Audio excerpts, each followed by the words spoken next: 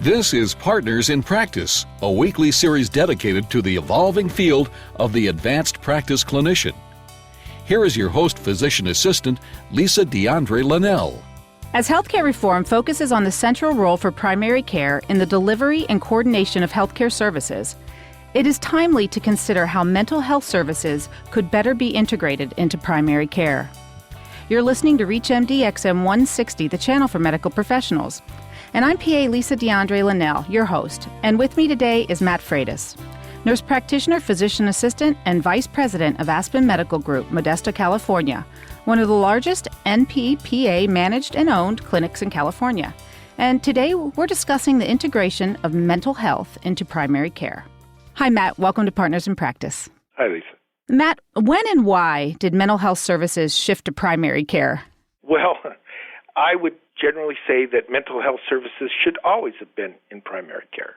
Since 1970, psychiatry has grown by 86.7%. It's the fourth largest specialty in the United States. But they have all tend to accumulate in the larger parts of the country, the communities that offer more social opportunities, more cultural opportunities, and things like that, leading to great discrepancies throughout the country. Child psychiatry has raised 194%. Even with that, mental health will be handled at the primary care level. Well, it seems to make sense. When you're in the office with them, you have a relationship, they feel comfortable, and they may be there for a cough, but before they leave, that's when they open up about some of the mental health issues or services that they may need. But in a primary care setting, it's very difficult to meet those needs, and it's not really set up to meet those needs in the current primary care environment. So we refer everybody out. Let me hold you back there. I think it is. Tell us how to do that better. Well, when we were talking originally, I was talking to you about the role of primary care in the medical management of mental health issues. If you ascribe to the premises that mental health is about a problem with the neurochemical receptors in the brain, this falls under the auspices of healthcare providers. And there are not enough psychiatrists, or even with a large number, that are going to be able to handle a large number of patients with these problems. So by recognizing the problems and by having a plan on how you're going to deal with your patient, it's very simple to handle these problems at the primary care level. So I think it's more the system set up. I know I work in primary care and we see many patients and we do these services. It's just part of our job. But we don't really get reimbursed for doing these services. Why is that? Well, I think we can get reimbursed, and if you would like, I will be able to give a list of codes that you can use to get reimbursed, and we have really no problem getting reimbursed. Certainly, we don't get reimbursed to the level that a psychiatrist is going to be reimbursed. Well, the questions people ask me are we allowed to bill psychiatric codes if we work in primary care? Yes and no. Yes, you can use codes. You can use codes for depression, anxiety, schizophrenia, and those type of things.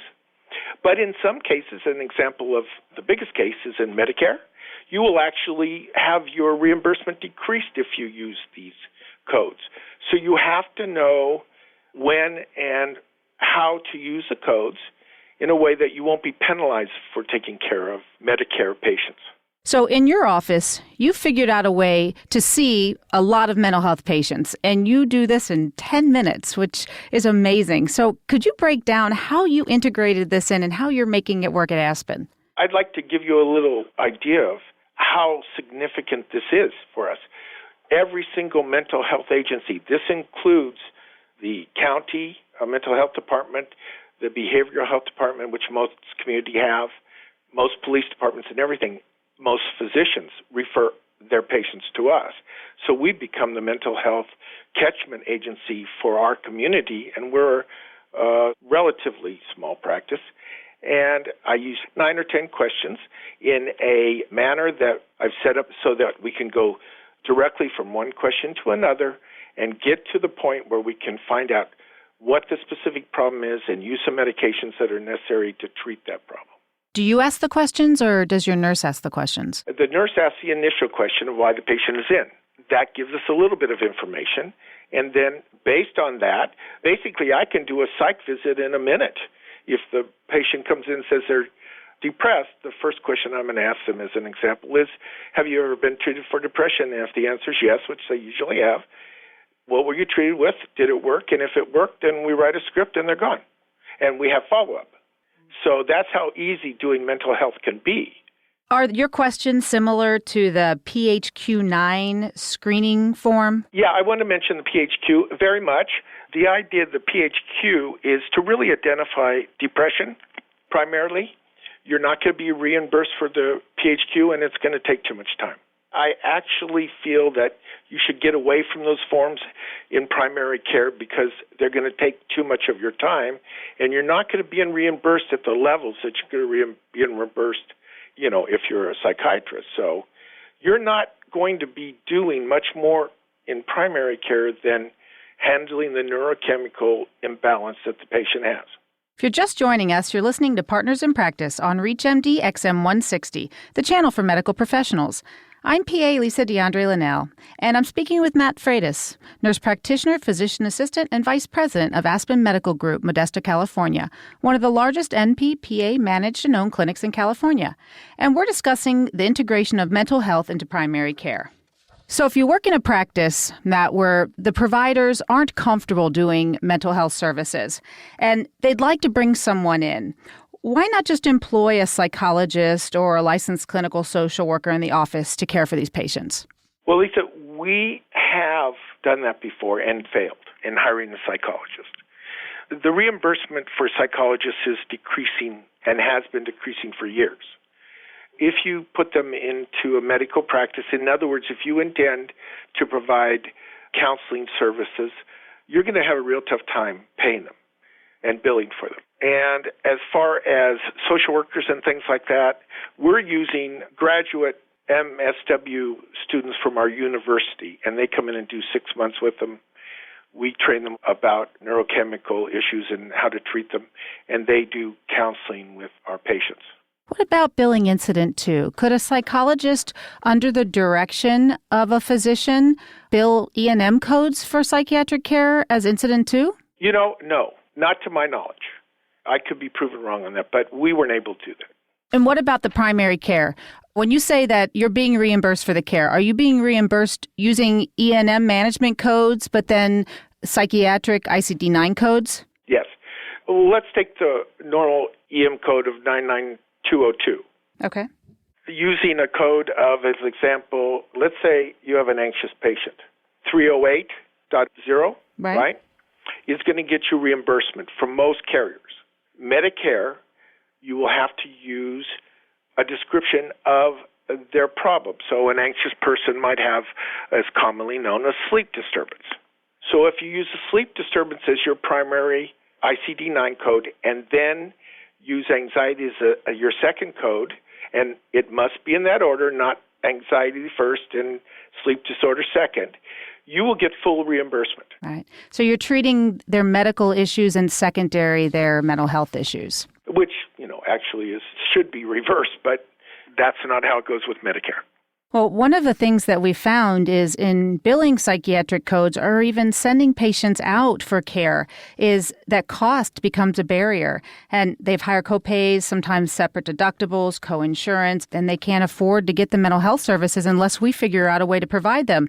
And then someone told me about the parity law. What do you know about that? The parity law, really came about many years ago, 2002. The parity law was set up for large businesses, all right, over 50 employees. But it really had a major impact primarily on the states. And they were given the flexibility to make any changes they wished.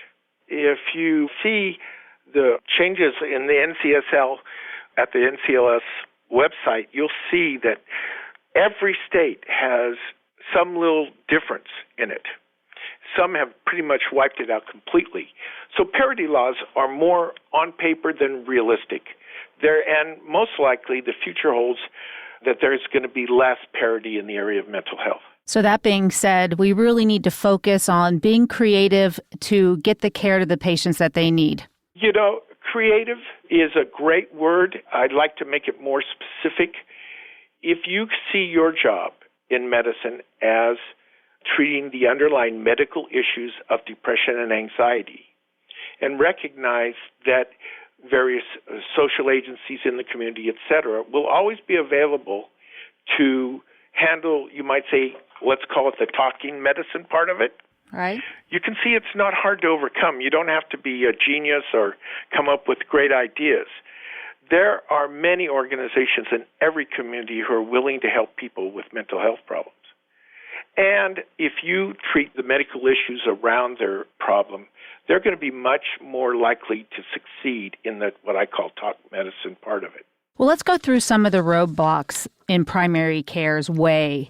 One of them is charting and mental health and HIPPA. There's a lot of confusion about what can be in the medical chart and what psychotherapy notes are considered that have to be kept out of the medical chart. Can you fill us in on that?